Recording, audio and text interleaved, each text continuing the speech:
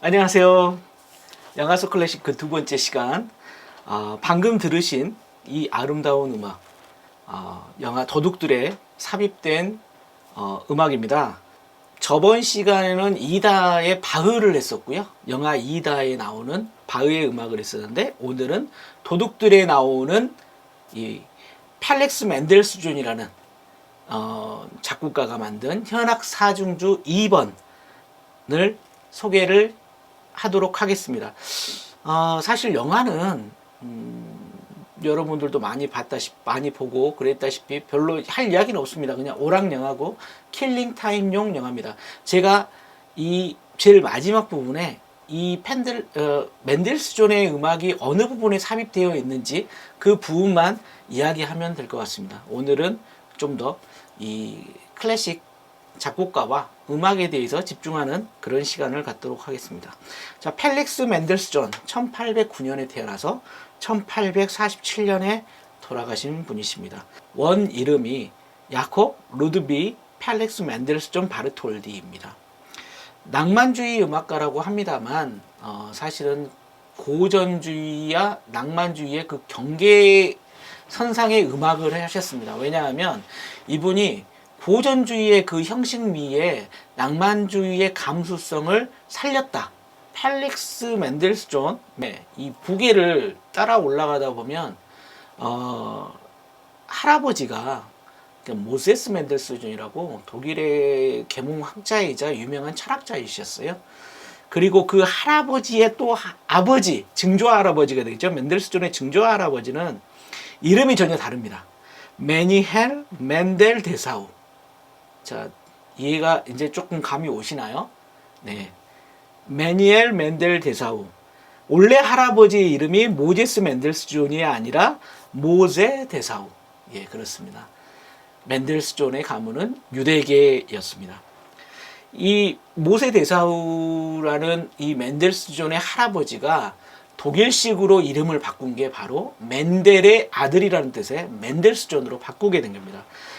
아버지는 에이브람 맨델스존 바르톨디로, 그때 당시에 아마 독일에서 최고 가는 부자의 대열에 끼어있지 않았는가. 금융대자본, 은행가이셨기 때문에. 그렇기 때문에 맨델스존은 돈에 찌들리지 않고 생활에 찌들리지 않고 마음껏 음악 활동을 하신 분입니다. 아들이 음악을 조금 한다라는 아버지가 이제 아들의 재능을 본 거죠. 음악을 좀 해. 그러면 예전에는 이런 플레이어가 없었어요. 지금이야 뭐 스마트폰 하나만 있으면 다 하게 뭐 음악을 어떤 음악이든 골라 들을 수 있는데, 예전에는 누군가 연주를 해주지 않으면 음악을 들을 수 없는 세상이었지 않습니까? 자, 맨델스존이 10대 때 음악적 재능을 보이자 이 에이브람은 아들을 위해서 사적 오케스트라를 만들어줍니다. 오케스트라가 뭐 간단하게 보이지만 적게 모여도 30-40명은 모여야 오케스트라를 만드는 겁니다. 왜냐하면 제1 바이올린, 제2 바이올린, 비올라, 첼로, 더블 베이스, 간연하게 또 타악기에 하프 들어가죠. 이런 것까지 하면 한 30-40명, 많게는 120명까지 들어가는데, 이걸 그냥 그래 하나 만들어 줄게 이런 집안이었습니다.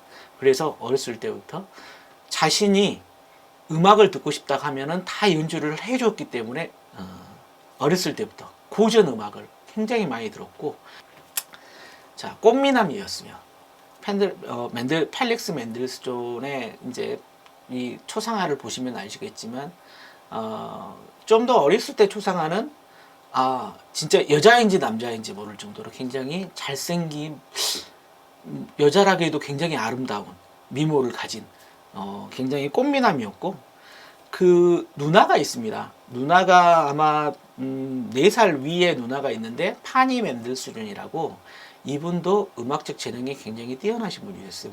1827년에 곡을 하나 씁니다. 그의 나이 18살, 18세. 18세라고 하니까 그러네요. 18살 때 곡을 하나 씁니다. 바로 현악 사중주 2번. 물론 이게 첫 번째 작품입니다. 현악 사중주 2번이긴 합니다. 2번이면 두 번째 썼을 거라고 생각하는데, 이때 당시에는 만든 시기가 중요한 게 아니라 이것이 출판이 돼야 돼요. 출판이 돼서 악보로 인쇄가 돼서 팔려야만 그걸 정식으로 인정을 해줍니다. 1827년에 만들긴 하지만 1830년에 아마 이게 출판이 돼요. 그 전에 1829년에 현악 사중주가 먼저 출판된 게 있습니다. 그게 이제 시기상으로는 두 번째 현악 사중주지만 출판은 첫 번째 됐기 때문에 그게 현악 사중주 1번이고요. 지금 들으신 이 도둑들에 나오는 이 음악은 현악 사중주, 그래서 2번이 되는 거고요. 총 4악장. 자, 현악 사중주에 대해서 모르시는 분들을 위해서 간단하게 알려드리겠습니다. 현악이라고 하는 것은 이 줄 현자를 말을 하는 거거든요. 그래서 줄을 가진 악기가 4개가 같이 연주를 한다 해서 현악 사중주입니다. 자, 그러면 현악 사중주에 굉장히 유명한, 현악이라고 하면은 이 줄을 가진 그 악기라고 하면 여러분들이 생각하실 때 주변에서 많이 볼 수 있어요. 기타도 있을 수 있고, 하프도 있을 수 있고, 그 다음에 바이올린, 비올라, 첼로, 더블 베이스, 이런 것들이 다 현악 악기라고 생각하시면 되는데, 이 현악이 4개가 있습니다. 이 4개로 이루어진 걸 현악 사중주. 그리고 이걸 라틴어로는 콰르텟이라고 합니다. 자, 보시겠습니다. 바이올린, 제1 바이올린이 있고요. 제2 바이올린이 있고요. 그 다음에 비올라가 있고, 첼로가 있습니다. 음역대가 높은 곳에서 중간, 그 다음에 제일 낮은 저음대까지 이렇게 되는 거죠.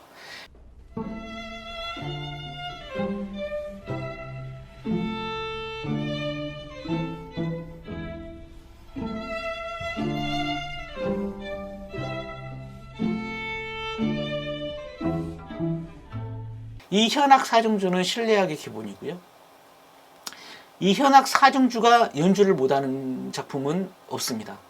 그러니까 대편성 오케스트라도 결국은 이 현악 사중주가 늘어나서 이 붙여서 교향곡이 되는 거거든요. 그래서 실제로 교향곡도 이 현악 사중주로 다 연주를 할 수 있다. 가장 기본이 된다. 그래서 클래식에서는 가장 중요한 레파토리가 바로 이 현악 사중주가 되겠습니다.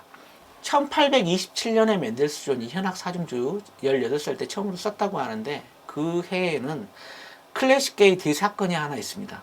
그건 바로 악성 베토벤의 죽음입니다. 그래서 베토벤이 죽고 난 다음에 몇 개월 뒤에 이 현악 사중주 2번이 작곡이 되는데, 형식 면에서 굉장히 따라합니다. 베토벤이 후기 현악 사중주를 많이 했는데, 후기 현악 사중주가 굉장히 독특하고 그때 당시에 음악적 기법하고는 전혀 맞지 않아서 그 당시 사람들이 드디어 베토벤이 미쳤구나 할 정도로 베토벤의 후기 현악 사중주는 굉장히 파격적입니다. 근데 맨델스존은 그 베토벤의 후기 현악 사중주를 굉장히 좋아했다고 그래요. 그래서 영향을 많이 받았습니다. 일단 첫 번째, 이 현악 사중주 2번, 맨델스존의 현악 사중주 2번은 표제 음악이라고 합니다. 표제 음악이라는 게 뭐냐면 다름이 아니라 제목이 붙어 있어요.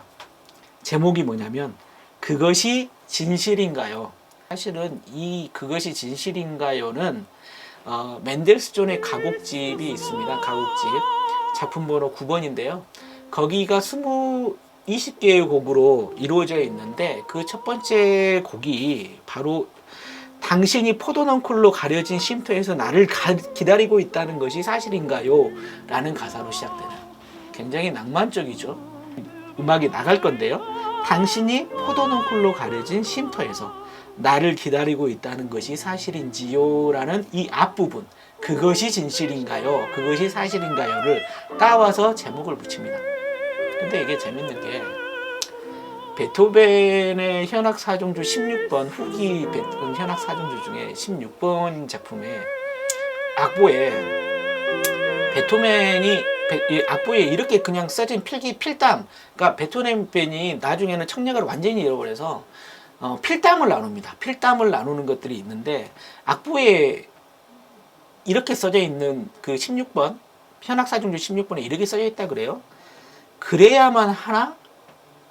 꼭 그래야만 해? 라고 이렇게 씁니다. 그 밑에 뭐라고 써져 있냐면 에스무스 자인이라고 씁니다. 그래야만 합니다. 이게 도대체 무슨 에피소드인지를 해석이 굉장히 많습니다. 근데 정확한 결론은 없어요.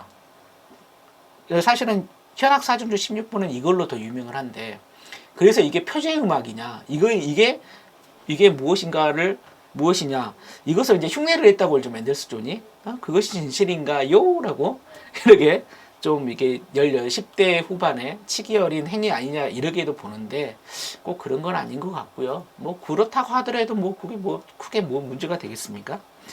여기서 베토벤의 이야기를 잠깐 하나 격가지로 하자면 꼭 그래야만 하나? 꼭 그래야만 해요. 불멸의 여인이라는 베토벤을 그린 그 영화 속에서는 이걸 이렇게 해석을 합니다.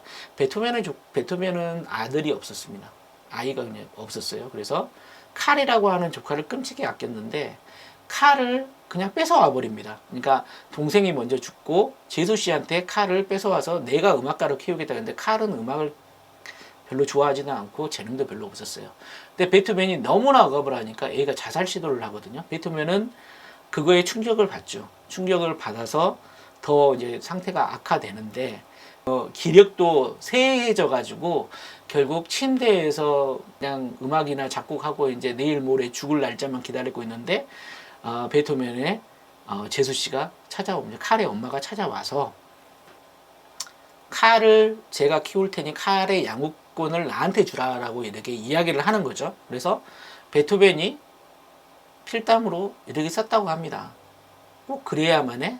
하니 칼의 어머니가 그 밑에다가 이렇게 쓴 거죠. 그래야만 해요.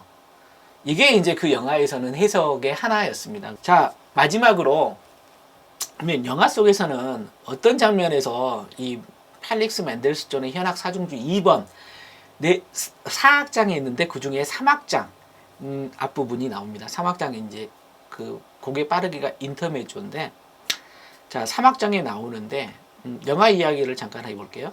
영화에서 첫 번째 전지현하고 10등검, 그러니까 펩시하고 10등검이 저기 한 그 재벌집 아들을 등쳐먹어가지고 그 개인 수장고에서 이제 보물급 문화재를 하나, 골동품을 하나 도둑질을 해오죠. 도둑질을 해서 나머지 이렇게 다 뽀빠이의 가게라고 해야 되나요? 하여튼 뽀빠이의 가게로 모여서 이런저런 뭐 그거에 대해서 팔려고 이런저런 이야기를 하고 있을 때 갑자기 형사 2명이 바람과 같이 이렇게 나타나죠.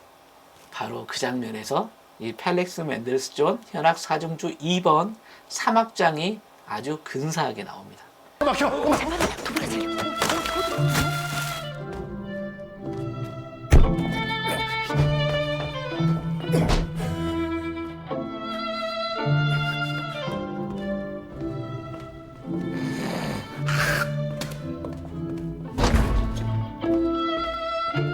뽀빠이 경기 좋냐? 어이구 형님, 연기가 뭐 있는 놈들만 논하는 거고 아직 안 잘리셨네?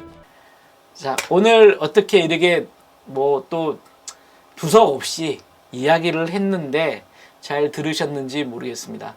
영화 속 클래식 두 번째 시간 도둑들 펠릭스 맨델스존의 현악 사중주 2번 한번 뭐 저희는 3악장만 들려드리지만 1악장부터 4악장까지가 한 곡이기 때문에 이 클래식은 사실은 그렇게 듣는 게 중요하거든요. 물론 이 요즘 음악이 보통 3분에서 4분이기 때문에 아마 1악장도 한 8, 9분 정도 되기 때문에 1악장만 듣는 것도 쉽지는 않을 겁니다만 3악장 한번 들어보시고 이게 다 어떤 스토리가 다 있는 거거든요. 그래서 1악장, 2악장, 3악장, 4악장이 다 있는 거기 때문에 한번 배경음악으로 틀어놓고 한번 주무셔도 되고요. 굉장히 달콤한 잠을 잘 수 있으리라고 생각을 하거든요. 한 번 정도는 들어보시기 바랍니다. 그리고 다음 음악, 다음 영화 소개해드리도록 하겠습니다. 짠! 다음 영화는요, 굉장히 여러분들이 좋아하는 캐릭터죠. 007의 작품, 퀀텀 오브 솔러스라는 작품이 있습니다. 자, 이 영화에서는 과연 어떤 클래식 음악이 나오는지 진짜 근사하게 나오는 음악이거든요. 그래서 다음 주에 이 영화 퀀텀 오브 솔러스 007 영화에서는 어떠한 클래식 음악이 쓰였는지를 알아보도록 하겠습니다. 영화 속 클래식 두 번째 시간 잘 들어주셔서 고맙습니다. 감사합니다.